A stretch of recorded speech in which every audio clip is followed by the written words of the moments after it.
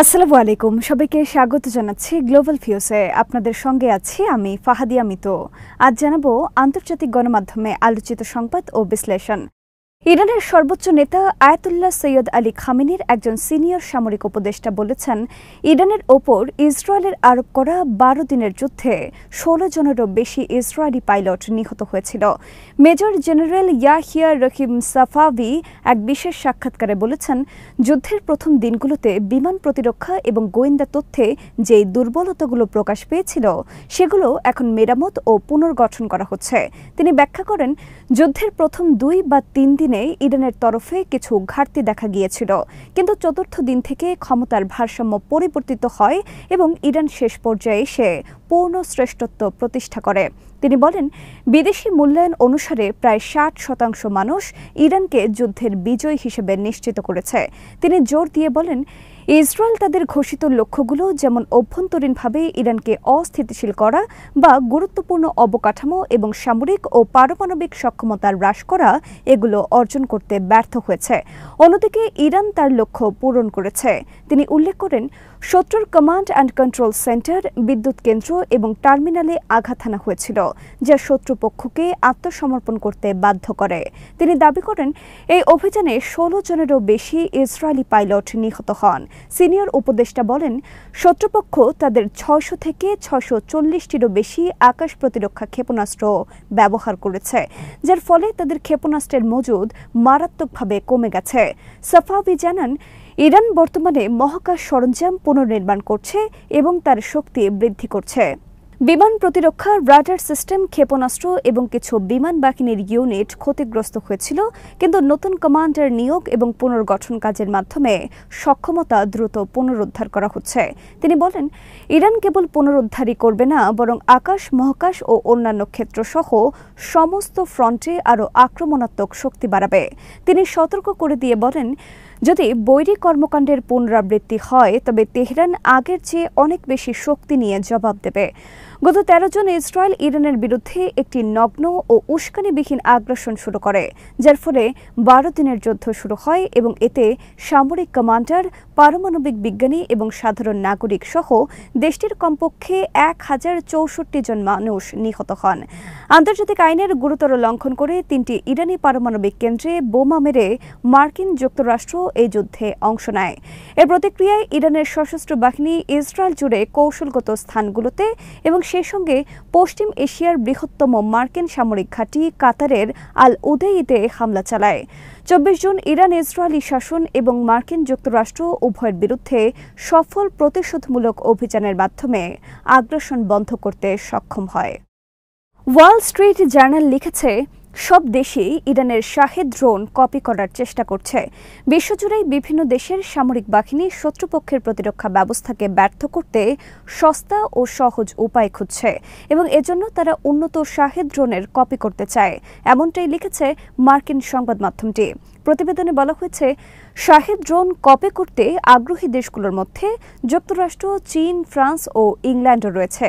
পত্রিকাটি বলেছে, ইউক্রেনে ইরানি শাহেদ ড্রোন ব্যবহার করে রাশিয়া ধ্বংসাত্মক আক্রমণ চালানোর কারণে যুক্তরাষ্ট্র ও তার মিত্ররা এখন এই সস্তা ও দূরপাল্লার ড্রোনের মতো ড্রোন তৈরি করতে চায় এবং এই ধরনের ড্রোনের অধিকারী হতে প্রতিযোগিতায় নেমেছে দেশগুলো।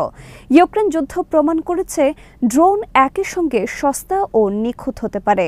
কিছু হিসেব অনুযায়ী ইরানি শাহেদ ড্রোন দামে সস্তা এবং এটি ১,৫০০ কিলোমিটারেরও বেশি দূরত্বে উড়ে যেতে সক্ষম। ইরানের তৈরি এই ড্রোন বিশেষভাবে শত্রুর বিমান প্রতিরক্ষা ব্যবস্থাকে চাপে ফেলতে এবং ফাঁকি দিতে অত্যন্ত কার্যকর বলে প্রমাণিত হয়েছে। এ প্রসঙ্গে নেদারল্যান্ডসের বিমান ও মহাকাশ বাহিনীর কমান্ডার আন্দ্রে স্টোর বলেছেন, ইউক্রেন যুদ্ধ প্রমাণ করেছে সাশ্রয়ী ও দূরপাল্লার ড্রোন কতটা গুরুত্বপূর্ণ, কিন্তু পশ্চিমা দেশগুলো এই ক্ষেত্রে ভালো অবস্থায় নেই। বর্তমানে যুক্তরাষ্ট্র, চীন, ফ্রান্স, ইংল্যান্ড সহ বহু দেশের কোম্পানি শাহেদের মতো ড্রোন নিয়ে কাজ করছে। ইউক্রেনও অন্তত গত ২ বছর ধরে দূরপাল্লার ড্রোন দিয়ে রাশিয়ায় হামলা চালাচ্ছে এবং সম্প্রতি শাহেদের মতো ড্রোন ব্যবহার করছে। তবে বিশ্লেষকরা বলছেন, পশ্চিমা দেশগুলো এখনও এই ক্ষেত্রে অনেক পিছিয়ে আছে এবং তারা উচ্চ ব্যয়ের মতো চ্যালেঞ্জের মুখোমুখি।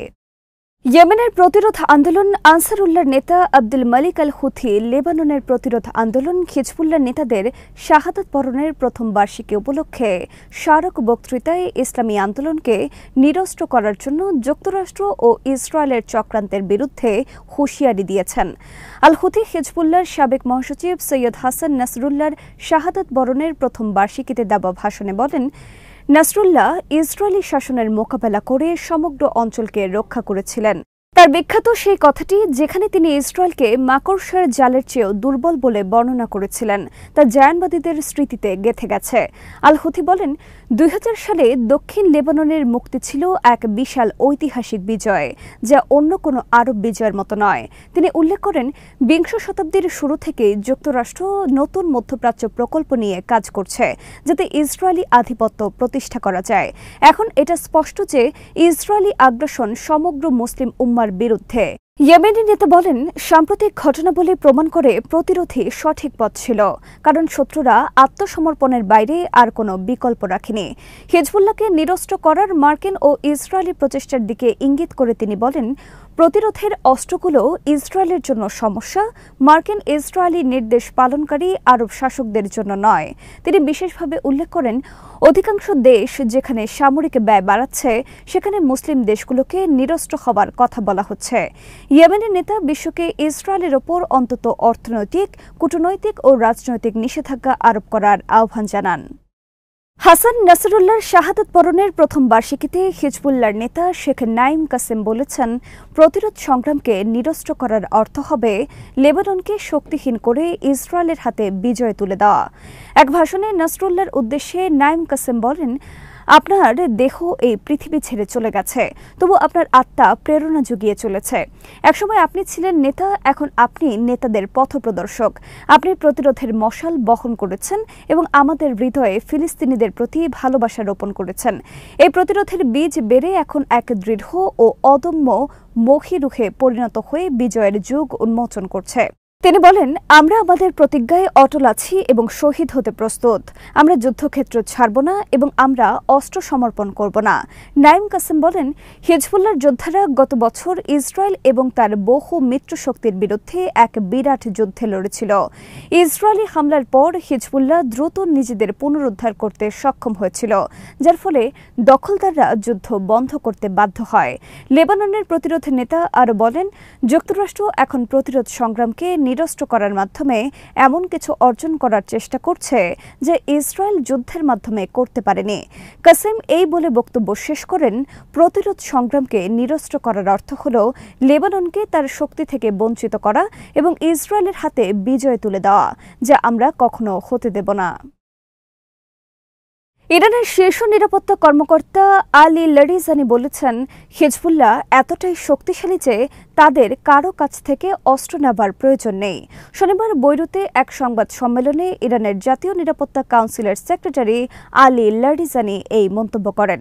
লেবাননের পার্লামেন্টের স্পিকার নবিহ বেরির সঙ্গে লারিজানির বৈঠকের পর এই সংবাদ সম্মেলন হয়।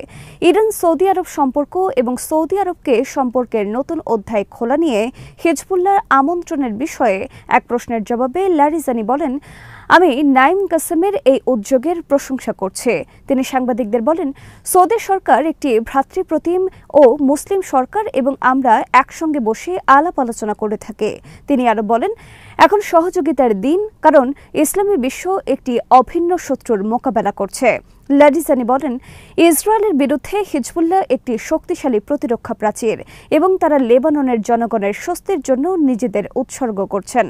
আমাদের মতে যে কোনো রাজনৈতিক আন্দোলন যারা লেবাননের জনগণের স্বস্তি ফেরাতে সাহায্য করতে পারেন, তাদের সক্রিয় থাকা প্রয়োজন। তিনি যোগ করেন, প্রতিরোধ সংগ্রাম ইসলামী বিশ্বের জন্য বিরাট সম্পদ, বিশেষ করে হিজবুল্লাহ যারা ইসরায়েলের বিরুদ্ধে দৃঢ় প্রতিরোধ গড়ে তুলেছিলেন। এর আগে মার্কিন দূত টম বারাক দাবি করেছিলেন, হিজবুল্লাহকে শক্তিশালী করতে ইরান কয়েক মিলিয়ন ডলার আর্থিক সহায়তা দিয়েছে। এ প্রসঙ্গে লারিজানি বলেন, আমার মনে হয় মিস্টার বারাক রাগের বশে এই কথা বলেছেন। এই প্রসঙ্গে লারিজানি বলেন, আমার মনে হয় মিস্টার বারাক রাগের বশে এই কথা বলেছেন। সৌদি আরব এবং হিজবুল্লাহকে কাছাকাছি আনার ক্ষেত্রে ইরানের কোনো ভূমিকা আছে কিনা এই প্রশ্নের জবাবে তিনি বলেন, আমরা মনে করি সৌদি এবং হিজবুল্লাহর মধ্যে সহযোগিতা থাকাটা প্রয়োজন। ইরান হিজবুল্লাহকে অস্ত্র সরবরাহ করে কিনা এই প্রশ্নের জবাবে তিনি দ্ব্যর্থহীনভাবে বলেন, হিজবুল্লাহর কারো কাছ থেকে অস্ত্র নেবার প্রয়োজন নেই, তাদের অস্ত্রের নিজস্ব সূত্র যথেষ্ট শক্তিশালী। আজ এখানে শেষ করছি। সবাই ভালো থাকুন, সুস্থ থাকুন আর দেখতে থাকুন বিডি ফিউজ।